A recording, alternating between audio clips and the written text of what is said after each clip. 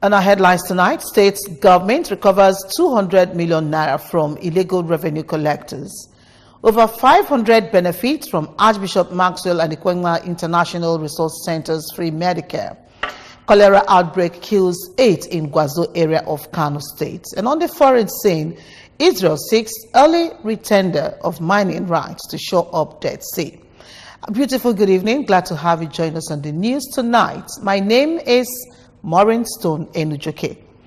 Over 200 million naira has been recovered from illegal revenue collectors by the state's Ministry of Trade, Commerce, Market and Wealth Creation. The Commissioner, Dr. Christian Madubuko, disclosed this at the Jeromudoji State Secretariat when personnel of the ministry, accompanied by security operatives, apprehended some illegal revenue collectors at Amansi, Oka North Council area. Amaka Chibuzo Okoye's report on this is presented from our studio. Commissioner Madubuko, who lamented that money meant to be paid into government coffers are often diverted by the illegal collectors, thereby defrauding the state of the much-needed fund and sabotaging the state's economy, as well as causing nuisance along the road, stressed that the ministry will continue to root them out and recover all stolen funds as government needs money for development and other responsibilities. He said that all those apprehended in the past 4 months are on awaiting trials, adding that the ministry is set towards opening an IGR court to try offenders, and if convicted, they will be sent to prison. Those are people who are defrauding the state government at the border, Amansi border. They are collecting all manners of tolls, disturbing the peace in the states, and disturbing the motorists, and other people coming into Anambra State. So they are causing nuisance in the name of collecting IGR for the state government. The Commissioner for Ministry of Environment, Beautification and Ecology, Mr. Mike Okonkwo, in his reaction stated that Governor Obiano is determined to put in an end to all forms of illegal revenue collection and cautioned those who are in the business to desist, even as he charged Anambra residents to always pay their revenues directly into specified government accounts and avoid paying cash to anyone. We have people out there scouting to make sure that this doesn't happen. If you catch anybody, just like my brother, the Commissioner for Trade and Commerce, has done, we too are doing the same in Ministry of Environment. We'll catch you, we'll put you in jail because it is against the law to pilfer from the Anambra when you have not been authorized to collect. So, before warned. One of the suspects, Mr. Nnanyelugo Maduka, who is the state coordinator, Nigerian Road Drivers Association, said they agreed on how money collected will be shared, and one Mr. Chinedu was collecting 67% for the government. In her reaction, another suspect, Ms. Chinwendu Chukwu, who said she remits the money collected to Mr. Chinedu, said she has worked for him for 5 months and could not say how much they have made within the period. All the suspects apprehended are in the custody of the Department of the State Security Office in Amobia, while investigations continue.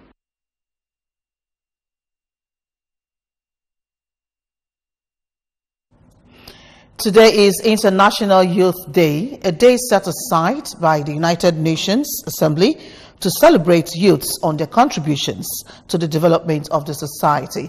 Correspondent Emmanuel Okonkwo, who sampled people's opinion on the day, tells us more. A resolution proclaiming August 12 every year as International Youth Day was adopted in 1998 during the World Conference of Ministers responsible for youth, was later endorsed by the UN General Assembly in 1999. The day, which was first observed on August 12, 2000, is an awareness day designated by the United Nations to draw attention to a given set of cultural and legal issues surrounding youth worldwide. worldwide. Though youths are the most affected by the multiple and often interlinked forms of violence, they play active roles as agents of positive change and critical actors in conflict prevention and peace sustenance, hence the need to celebrate and support them for an ideal society. Speaking on the essence of the day, the State Commissioner for Youth Empowerment and Creative Economy, Mr. Bonaventure Anambra, said the Obiano-led government is committed to creating a self-civic space where individuals and groups, especially the youth, are to freely, effectively, and without discrimination exercise their basic civic rights, which according to him is evident in the governor's ability to appoint different young persons in his administration. I urge every youth in Anambra State to get their PVC, which apart from being the permanent voter card, is also the personal ballot card. The youth should not shy away from politics, but should rather volunteer for leadership positions, join political parties, and run for political offices. The youth must resist the urge to sell their vote and exercise their civic responsibilities. On his part, the Archdeacon, Oko Archdeaconry, and the Vicar, St. John Anglican Church, Oko, Venerable David Balon, who described youths as the hope of any nation, called on government at all levels, as well as religious groups, to always consider the interests of the youths in their policies and programs, and urged the youths to trust God in all things and desist from acts capable of undermining God's plans for them. The nation cannot do without the youth. No community or society or state will do without the youth. They are the people, they lead tomorrow leaders. So it is very good that the world are celebrating them. Her mother, Mrs. Ifio Biakwe, urged youth to see the day as an opportunity to make amends where necessary, both in their lives and in their relationship with God, as according to her, the secret to securing a lasting success in life is in knowing Jesus Christ. Describing the celebration as a welcome development, an Oka resident, Mr. Chim Okoye, observed that development of any society depends on how well it nurtures and supports its young men and women, and appealed to the federal government to address challenges of unemployment and unsafe environment facing youths in the country. A youth, Ms. Uchechukwu Alekwe, asked fellow youths not to rely on government for survival, but should take their destinies into their hands by working hard to attain greater heights in life. One needs to be a better youth on his own. You don't really need to rely on anyone to be a better youth. So though we really need the government to produce some of the things we need, but we need to produce that betterment inside of us first. We need to be good ambassadors of our environment, our family, and our church. And I believe when one is a good ambassador of his family or where he's coming from, he will surely make a better tomorrow. In Oka, I am Emmanuel Okonkwo, reporting for ABS News. Over 500 rural people have received free medical care by the Archbishop Maxwell International Resource Center. The free medical mission was held at the Central School Ugwoba in Oji River local government area of Enugu State. Correspondent Ejike Abana reports that the medical intervention featured over 5 doctors, nurses, and pharmacists. Archbishop Maxwell Pastoral Care Foundation is a movement committed to broad spectrum of intervention aimed at people living in rural areas. The foundation, which is the brainchild of former Dean of Church of Nigeria Anglican Communion, Archbishop Maxwell Anikwengwa, decided to take the medical intervention to rural people in Ugwoba, especially women who assemble for their annual August meeting. The chairman of the Archbishop Maxwell Resource Center in Nigeria, Professor Anthony Agbata, said that the foundation extends intervention to rural communities who are seemingly marginalized with a view to making them have a sense of belonging, which he said has been on for over 6 years in areas such as providing food, nourishment to people living with HIV and AIDS, seed money empowerment for rural farmers, among others. The foundation, is about 6 or 7 years old, and we have extended care, pastoral care and health care to a lot of people. We have taking care of HIV and AIDS patients. We have spent thousands of naira providing nourishment for HIV and AIDS people.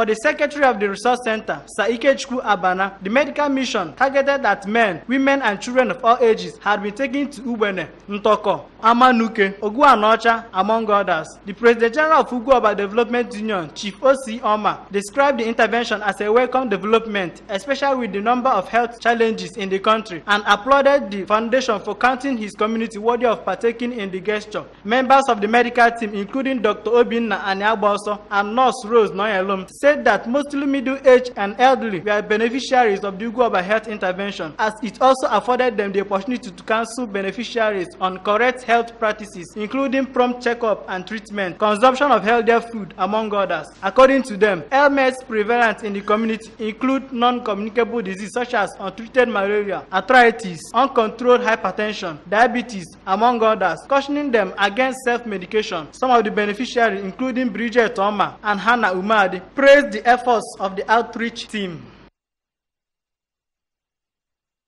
It was a display of culture and agriculture at St. Matthew's Catholic Church, Amobia, as the Catholic Women Organization celebrates the 2018 Triennial Convention. The convention, which started with a special mass, saw sons and daughters of Amobia, friends and well-wishers, and as well parishioners converging to felicitate with the women. Amaka Chibuzo Okoye's report is presented from our studio. In a homily during the special mass, the parish priest of St. Matthew, Reverend Father Val Ofomata, urged women as the mothers of the church and family to trust in God and never forsake Him in spite of circumstances of life. Reverend Father Ofomata charged them to live according to the Catholic doctrines so as to win souls and be role models for their families. God is that greater than each no other being can be conceived.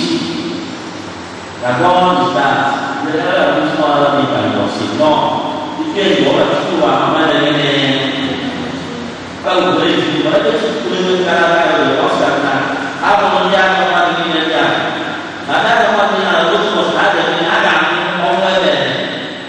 the chairman on the occasion, Captain Francis Anyukwa, in his opening speech, asked the women to lay good foundations, inculcate moral values and hard work in the life of their children.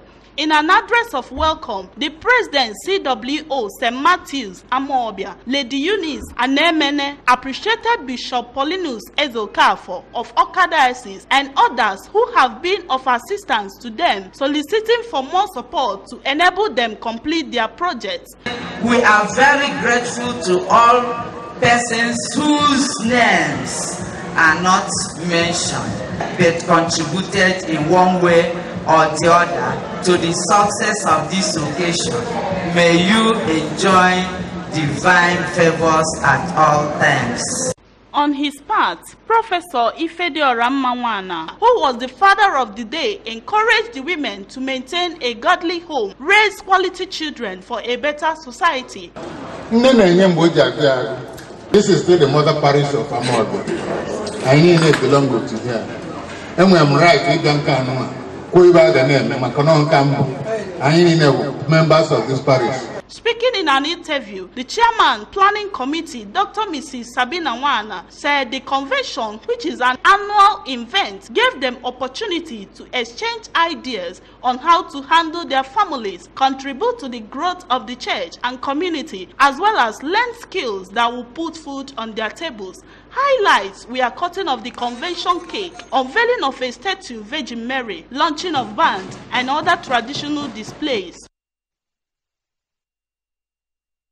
Barely 1 week after 11 persons reportedly died of a suspected cholera outbreak in Bebeji local government area of Kano State, a similar outbreak has been recorded in Gwazo local government area of the state, which had claimed about 8 lives with 20 others hospitalized. According to an eyewitness, Ibrahim Saleh, 6 deaths were recorded in about 4 villages.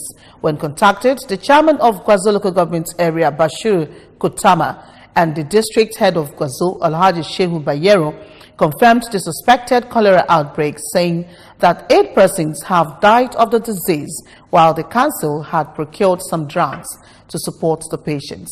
Efforts to reach the Commissioner for Health, Dr. Kabiru Getso, and the spokesman of the ministry, Ismaila Gwamaja, on the telephone were unsuccessful as of the time of filing this report.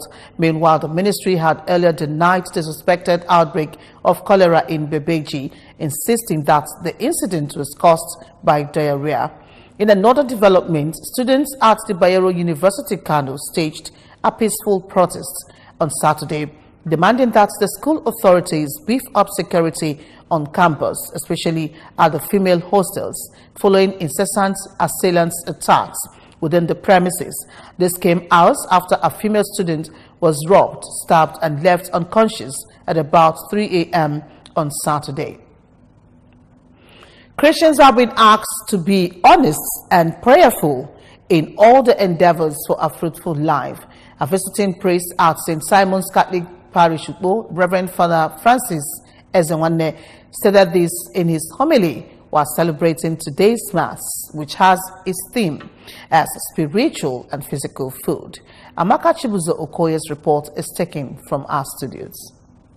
The visiting priest urged the parishioners not to annoy the Holy Spirit of God, which directs them at all times, so as to continue to partake from the bread of life. Reverend Father Ezenwanne reminded them that in their quest for wealth and riches, they should not indulge in bloodshed, envy, gossip, anger, but be at peace with one another, urging them to extend succor to the downtrodden, as well as be steadfast in things of God.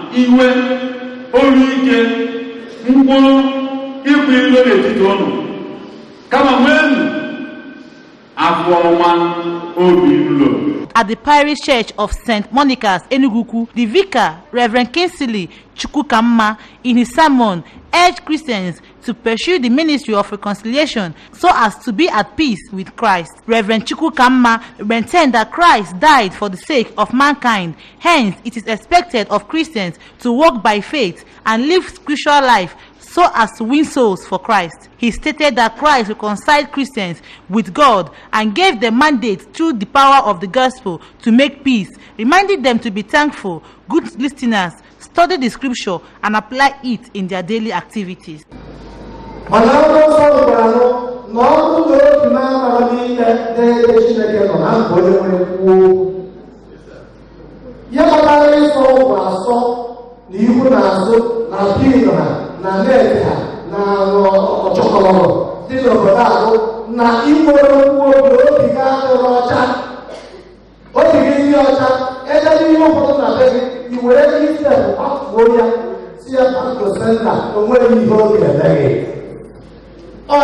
Walking by faith and not by sight. Reports say Israel is seeking early retender of mining rights to shore up the Dead Sea. The Dead Sea is shrinking at the rate of about a meter a year, leaving behind deserted beaches and sinkholes in a slow motion. Environmental disaster. The main culprit is the drying up of the Jordan River, its main tributary, as communities upstream draw on it for farming and drinking. But mineral extraction makes the crisis worse. Israel estimates that of the 700 to 800 million cubic meters of water lost each year, 250 to 350 million cubic meters is due to mining. Up to now, the Israel government has rarely intervened in the operations of the biggest extractor, the Dead Sea Works, formerly state-owned and now operated under a 70-year-old concession by Israel Chemicals. Israel wants to re-tender the Dead Sea mining concession as much as 8 years ahead of schedule in 2022. It is motivated not only by environmental concerns, but also by worries ICL will hold off on new investments in the concession's final years. The government believes ICL will agree to its proposal because the firm will have the right of first refusal and also has a powerful reason to scrap the current concession. The factory's new license, whose term has not been set, will include pumping limits coupled with financial incentives to use less water The committee's report said the amount of territory open to quarrying and drilling for wells will be reduced. Erstwhile Nigerian internationals Austin Eguavon, Isaac Semitoje and Edema Fuludu have expressed concern over the unending Nigeria Football Federation NFF crisis between Amaju Pinnick and Ambassador Chris Giwa. The trio advised the parties involved to settle the matter amicably, adding that the country's interests should be put first before personal interest. According to Eguavon, there is actually no need for the crisis, as the football body is solely responsible for matters that have to do with football. He recalled that the last time such problem arose, Nigeria suffered a ban from FIFA and it affected the country's football, praying that such does not happen again. Eguavon advised the parties involved to try as much as possible to put the house in order so that Nigeria football can move to the next level. Isaac Semitoje, calling from his Denmark base, said the crisis in Nigeria Football Federation NFF is nothing but greed on the part of those saddled with the responsibility of overseeing the affairs of the game in the country. According to him, you never hear of football managers fighting over leadership position in Europe, but Nigeria football managers fight to kill themselves, having discovered that there is too much money in glass house. For Edema Fuludu, it is actually not in the interest of the country to get entangled in crisis when other serious football nations of the world are already mapping out plans for the next World Cup and other FIFA competitions. And do remember that you can listen to news and programs on ABS 88.5 FM from any part of the world by logging onto our website, www.absradiotv.com. Like I said, www.facebook.com/absradiotelevision, and follow us on Twitter and Instagram at ABS Radio TV. And just before we go, a recap of the main points. State government has recovered 200 million naira from illegal revenue collectors. Over 500 have benefited from Archbishop Maxwell's International Resource Center's free Medicare. Cholera outbreak has killed 8 in Gwazo area of Kano State. And on the foreign scene, Israel seeks early retender of mining rights to shore up Dead Sea. That does it tonight on the news. I am Maureen Stone Enujoke. Thanks for watching. Good night.